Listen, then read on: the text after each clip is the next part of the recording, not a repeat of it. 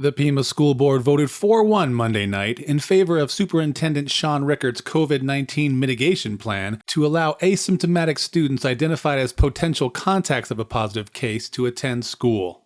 The action will allow previously quarantined students to return before their quarantine period is complete.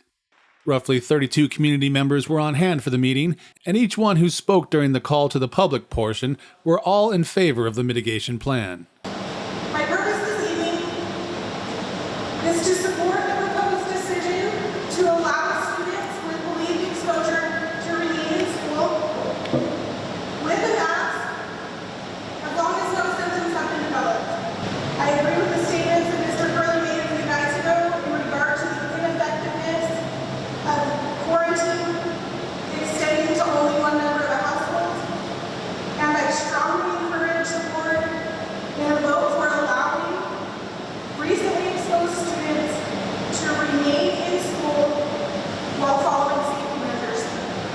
Our state is no longer requiring our teachers for online education for those students who are in quarantine. So if the teachers want to, they can. If they don't have to. So he will have a huge amount of work to pick up. That's work he will have to do on his own without a teacher instructing him. That's all I have to add. First of all, I just wanted to thank you for even considering other options besides strictly quarantining anyone that's been exposed for 2 weeks.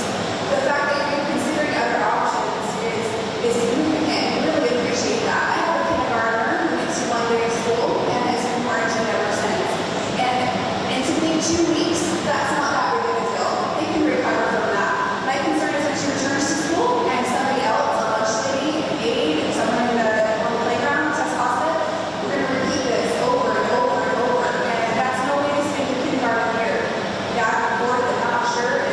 And it's really difficult for these young people to really, their education when there's so much uncertainty. So I appreciate your efforts in considering these other options. So thank you.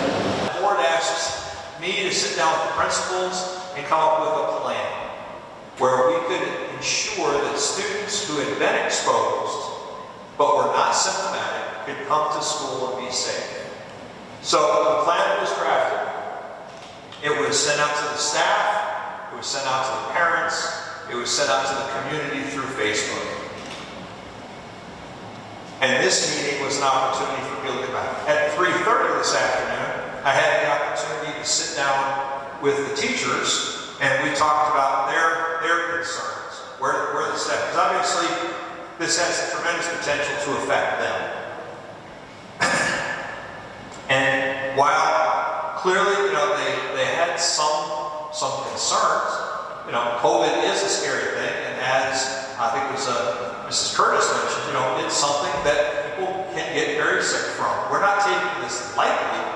Same token, we do want to keep kids in school. Board member Melissa Batty cast a lone dissenting vote.